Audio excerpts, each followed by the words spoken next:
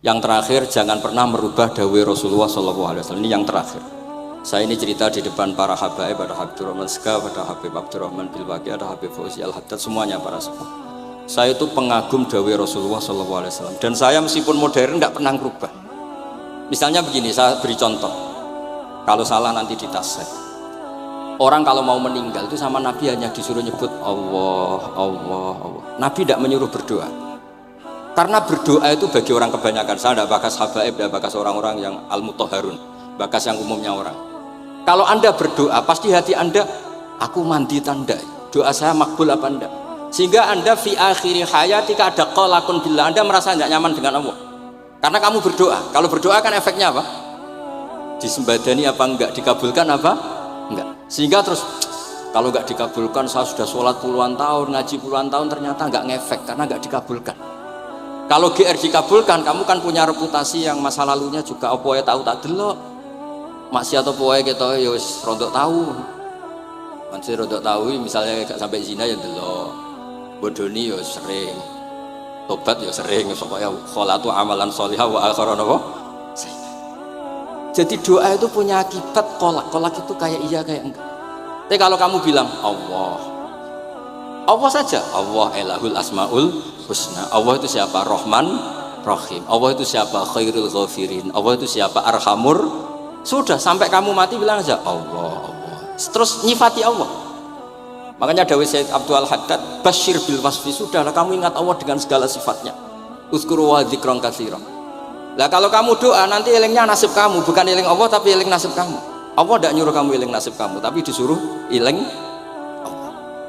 Jadi saya suwun ya, semoga ini benar dan saya yakin benar. Nabi itu luar biasa mengajari kita kon bilang Allah, Allah, Allah sampai akhirul kalamihi Allah. Nah, kenapa Kiai Jawa merubah dari la ilaha illallah menjadi Allah? Padahal riwayat yang banyak itu la ilaha. Itu kata Kiai Jawa pernah tak tanya, iku hak nak la ilaha illallah nak ora tok dadine la ilaha. Resikonya tinggi. Daripada resiko wis digenti apa? Allah. Kula ya ora modifikasi ini piye pokoknya wonten. Akhirnya nyari riwayat yang bukan la ilaha illallah tapi napa? Allah. Tapi apapun itu saya pastikan, saya mohon semohon-mohonnya ikut Rasulullah. Gini ku nyebut Allah, Allah. Jangan saat itu, saya ulang lagi, saat itu jangan banyak berdoa sesuai penuduhan Nabi, la yamutanna ahadukum illa wa huwa yuhsinu dzanna billah. Tapi saat itu jangan pakai doa, karena kalau Anda pakai doa takutnya Anda takut gak mustajab. Lah kalau kata orang mustajab terus setan nyelinap, gak ada gunanya gue dhisik nekani maulid, sholat, saiki ora ngefek. Pas itu berarti gue suudzon be Allah. Jadi kalau suwun semohon-mohonnya Nabi itu kalau dawuh pegangi saja. Ya sudah, tidak usah ditakwil.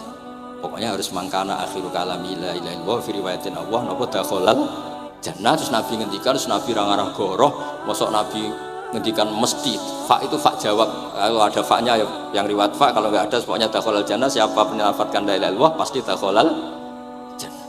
Daripada sampean duwe kolak itu merasa ndak nyaman.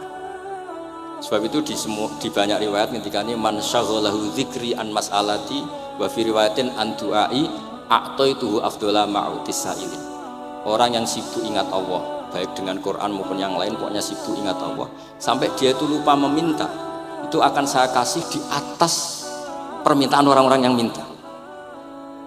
Karena ingat Allah itu lebih mudah, kata Sayyid Abdul Haddad, ingat Allah itu lebih mudah. Allah lahul asmaul husna, Allah arhamur rahimin, Allah ar-rahmanur rahim. Daripada sampean ingat nasib sampean, saya ya tahu sholat suwi, poso suwi, tapi maksiatnya juga suwi. Maulid teko yo biasa 2 jam, tapi dandutannya yo tahu 3 jam. Ruwet pokoknya nak eling sampean ruwet. Tapi nak eling Allah, Allah, Allah lahul asmaul husna, Allah, Allah lahus sifatul ula, Allah, Allah arhamur rahimin, Allah, Allah rahman rahim. Jadi disebut basyir bil wasfi, sehingga sudahlah kamu senang saja. Allah itu punya sifat yang luar biasa dan sifat Allah itu pasti ngefek ke kita. Nggih kula ngapunten Kang Kada dan kula matur nuwun sanget disukani kesempatan tapi kula nggih iktidar guys.